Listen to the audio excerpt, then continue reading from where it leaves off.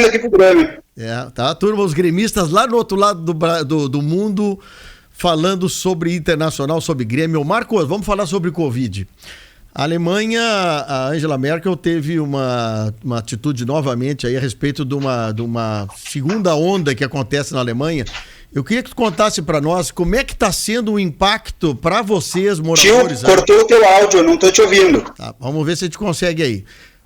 Como é que está sendo a nova atitude da Alemanha com relação ao aumento de casos de Covid? Teve algumas alterações, Marcos. Eu queria que tu explicasse aos nossos ouvintes o que isso vem atingindo a população alemã. Desde o dia 1º de novembro foi estabelecido que os restaurantes deveriam fechar. Os restaurantes recebem um bom apoio do governo, né? Eles estão recebendo 75% do faturamento bruto, equivalente a novembro de 2019, e eles continuam, eles podem ainda oferecer o serviço de teleentrega, tal, ou tu vai até o restaurante e pega a tua comida e leva para casa. Então, só para entender, eles recebem um subsídio do governo alemão referente a um percentual do faturamento do ano anterior, é isso? 75% do faturamento bruto equivalente a novembro de 2019, só com comida, né? Bebida está fora, porque normalmente a margem de lucro de bebida é bem alta. Sim. Então, só com faturamento bruto em relação à comida comercializada nos restaurantes. Bom, e além do restaurante, que tipo de outra atividade também está inclusa nessas restrições alemãs? Desde novembro foi, então, academias tiveram que ser fechadas também, teatro, cinema. E desde o início de novembro, correto.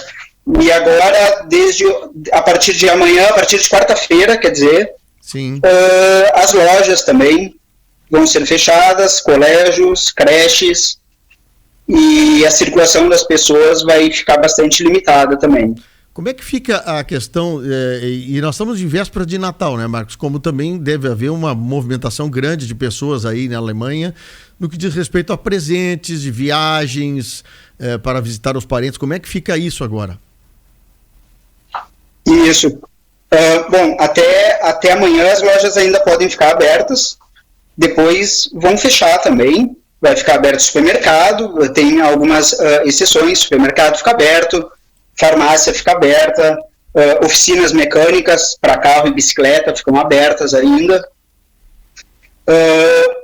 Natal entre o dia 24 e o dia 26 de dezembro,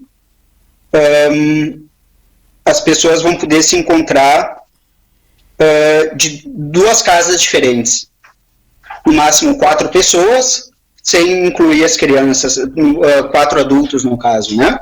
De 2 casas diferentes. Por exemplo, no Natal, eu poderia viajar com a minha esposa e com a minha filha para visitar os meus sogros, e nós poderíamos passar, então, dia 24, 25 e 26 juntos. A partir do dia 27, não. A gente não pode, tem que voltar. Tem que voltar. Tu vê que coisa... E é uma restrição que o povo alemão, como é que tem aceitado ou não tem aceitado isso, Marcos? Como é que tem tido gente da oposição a Angela Merkel opondo a fazer isso, ou o pessoal percebe que isso é necessário? Não, tem pessoas que são contra também, como tem aí no Brasil também, fazem protestos, vão às ruas. Tem bastante gente que é a favor, que segue as regras. Pessoas que mantêm essa distância aí de 1,5 m, 2,5 m, usam máscaras, mas tem gente também que não segue muito a risca. Eu não sei, a Alemanha no início da pandemia era tida como um modelo, né, de combate, com poucas não, mas em relação a outros países com poucas infecções. Sim. E número de mortes. E agora meio que descambou aqui. Sim. Não sei te dizer onde que está o erro.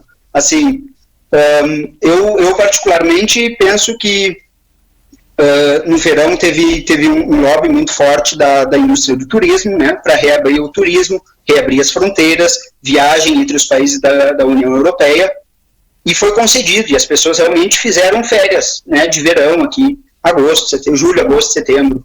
E aí, na volta das férias, quando começaram as aulas, aí o número começou a aumentar, o número de infecção e o número de morte.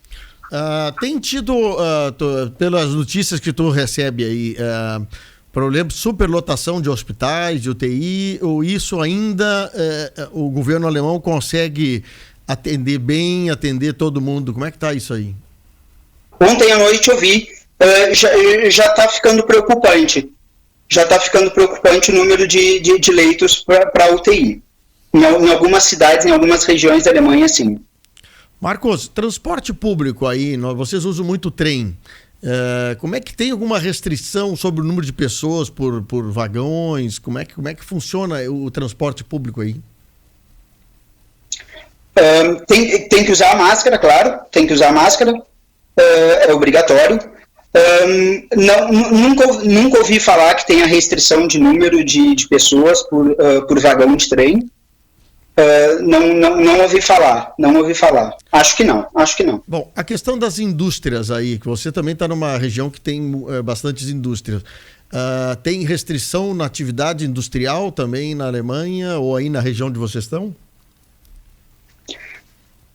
Restrição da atividade industrial, não tem restrição no número de empregados, né? Sim, de trabalhadores. Por exemplo, na minha empresa, no momento, só 1/3 dos empregados podem estar na empresa. Sim. 1/3. 1/3. 2/3 tem que ficar em casa. Quer dizer, a empresa tem que fazer, tem que dar o suporte para que seja possível para o trabalhador trabalhar de casa. Minha esposa está desde março trabalhando em casa aqui. Sim, a Inglaterra e os Estados Unidos começaram a vacinar, os Estados Unidos hoje. Tem alguma notícia da Alemanha em alguma liberação de alguma das vacinas para poder começar a vacinar o pessoal daí, ou ainda não tem notícia clara sobre Ainda não. A última coisa que eu li e que eu vi, por exemplo, na minha empresa, no momento de janeiro, mas agora se fala muito mais por exemplo, em teste em massa para recomeçar as aulas depois das férias do final do ano, por exemplo, do que a própria vacinação mesmo. Sim, entendi. Porque as escolas eram para ficar abertas até o dia 23 de dezembro. E elas vão fechar já a partir de quarta-feira agora, uma semana antes já.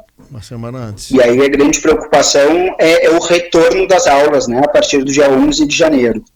11 volta às aulas e aí eles querem testar a população para poder identificar onde tem problema de risco de contaminação.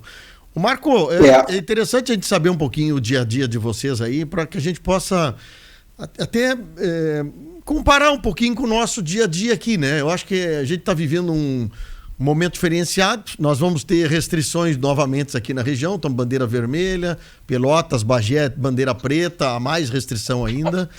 Não há perspectiva a curto prazo. Curto prazo eu falo 30, 60 dias de vacinação no Brasil, ainda está uma coisa muito incipiente, mas as pessoas estão pelo menos assim com ar um pouco mais aliviada, sabendo que tem alguns 2 países já hoje vacinando já bastante gente. Então isso acaba trazendo pelo menos uma perspectiva rápida de um futuro mais rápido de tranquilidade de vida normal.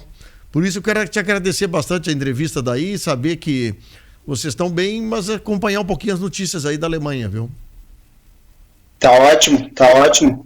Eu espero que logo aí venha a gente comece aqui, a vacina seja disponibilizada para a população, assim como no Brasil também, e que logo isso seja passado, né? E tocar a vida. Exatamente. Marco, um grande abraço para a Betina, tá bom? Um beijão. Pode deixar, eu mando para ela. Beijão para a Antônia também, e nós voltamos a falar qualquer hora dessa.